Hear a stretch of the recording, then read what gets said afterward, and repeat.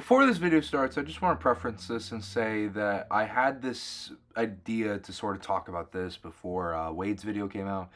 I knew eventually his was going to come, but I was trying to get to it as fast as I could. I ended up not being able to. But yeah, I love Wade's video. I watched all of it, and it was pretty much what I want to say here. But I have a couple more things, and I fully recommend you check out Wade's video if you haven't already. Uh, and I just wanted to say, not copying. I had this idea since Friday. But yeah, anyways, guys, hope you enjoyed the video. Talk to you later. I've been meaning to talk about this for such a long time, but Jake Paul and Mike Tyson. It was a fight that happened. That's it. That's all you have to know. Jake Paul and Mike Tyson happened. It was a fight that nobody thought would happen. It was a fight that shouldn't have happened. And while me being blinded by the thought of Mike Tyson returning gave me a headache and, nostalgia bait blinded me, I soon came to realize how dangerous and bad this fight was, especially after the fight when Mike Tyson revealed that he had 6 blood transfusions and almost died in June right before the fight happened last year. And it was not a great fight. It shouldn't have happened. And Jake Paul did a bad step trying to get somebody huge just for record's sake. And it wasn't great. But the event itself, even though Netflix had a whole buffering meme and how it didn't work that well because so many people were watching it, that's the thing. So many people were watching it. And a lot of good fights happened, making this a really, really fun and good event. Other than Jake Paul and Mike Tyson and Whindersson Nunes and Niraj Goyat, other than those two embarrassing fights, there were some fantastic fights on this card. Amanda Serrano, Katie Taylor 2, now going to be a trilogy because of Serrano getting robbed here. This was one of the worst robberies ever, but one of the best female fights ever to date, landing and throwing far more punches than the past 2 boxing events have really seen up until Inoue. Then we had other undercard fights. You get the point, but one we're going to talk about today, one person in particular, is Mario Barrios. Mario Barrios is one of the welterweight champions out there. I think WBO, WBC. And I watched this fight. I was familiar with him, but I didn't really watch him exclusively. So watching his fight against Abel Ramos for the first time, I was amazed, I was impressed, and I was in love with the skill he presented beating this guy, and how Abel Ramos was able to come back from that and drop Barrios in the 6th round. This was a good fight. This was a good scrap. This was a good barn burner.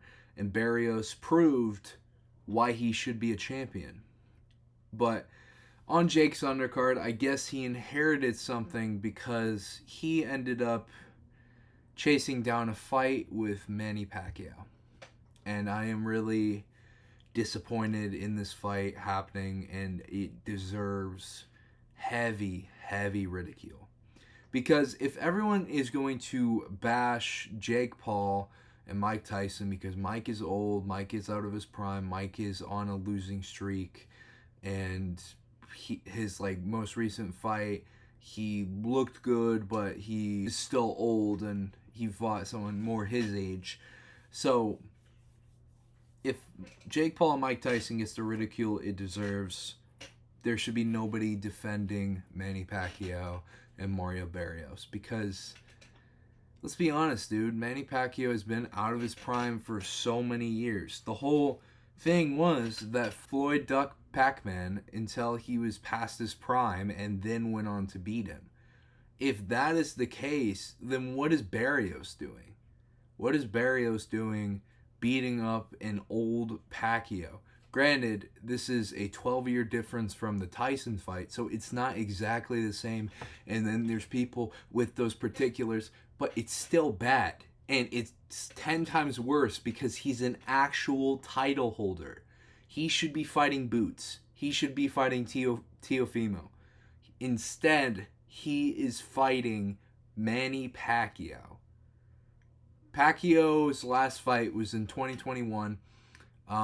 Very similar to Tyson, 4 years apart. Tyson previously fighting in 2020 against Roy Jones Jr., and then Pacquiao fighting in 2021, coming back in 2025. So very similar, but the thing is, he was getting beat on that fight against somebody who got beat by Barrios. And granted, Barrios lost to somebody who lost to Manny Pacquiao, but boxing math doesn't work out, and Pacquiao has only aged further. And come to my knowledge that I didn't know until researching for this video, but this fight has actually been seeked out for longer than just usual. Like, it's not just like coming out of the blue. This has been something Barrios has been chasing for a long time, since before the Mike Tyson Jake Paul bout, and when he went on that undercard. The whole thing was he was coming back to fight this guy Abel Ramos because he could not land Pacquiao because Pacquiao has been injured. When you have a fight getting canceled over and over again due to injury, that's how you know shit is fucked and you can't make that work. You know, it was different with John Jones and Stipe Miocic, with Jones getting injured, but we all knew that Stipe would get knocked out because he's old as fuck. But that's a good point. If somebody is saying like, oh, it's not like the Mike Tyson fight because Manny is in his 40s. Stipe was in his 40s, and he looked old as shit. He could barely even walk in there. And he was still kind of piecing up Jones. But still, he lost that. He was absolutely always going to lose that. So get off my dick. Because Manny Pacquiao should not be fighting Mario Barrios. It should not happen. It should not happen. Because Barrios, I don't know if I'm sounding like a broken record here, he is a title holder. He fights for the title. This is an actual world champion. Now, what Jake does, what he did with Tyson, was bad. What he is doing with record's sake is smart for his early career, but is bad due to age and all that. And him and Chavez is like, it's more like an influencer fight if you ask me, because Chavez fought Anderson Silva and Uriah Hall. He didn't look great in those fights, and he arguably lost to Uriah Hall or had a draw. But either way, Jake is padding his record, and it makes sense. But Barrios, he has a good record. 29-3-3. I'm pretty sure 29-3-2, something like that. No, okay, it's 29-2-2. But Barrios has a really good record already. He has a championship. He could go further, fight boots, unite titles, and, you know, be one of the best welterweights. But instead, this fight is happening, and it just doesn't make sense to me.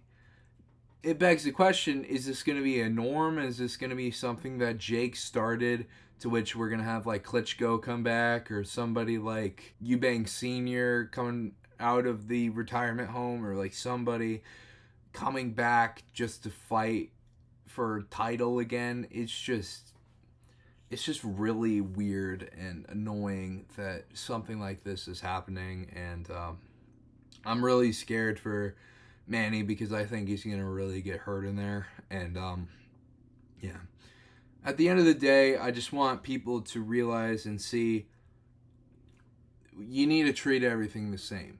I get it, Jake Paul bias. I was gonna make a whole video on this, but his reputation makes everyone biased against him. So whatever he does, people will hate.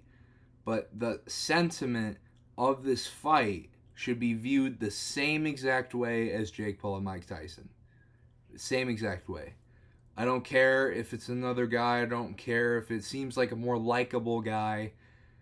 Mario Barrios and Manny Pacquiao should not be happening, and I'm really, really, really upset with Mario Barrios picking this fight. So yeah, anyways guys, I hope you enjoyed the video. I got some good stuff coming up later into the future, and yeah, I hope you enjoy it, and I'll catch you guys in the next video. Peace out.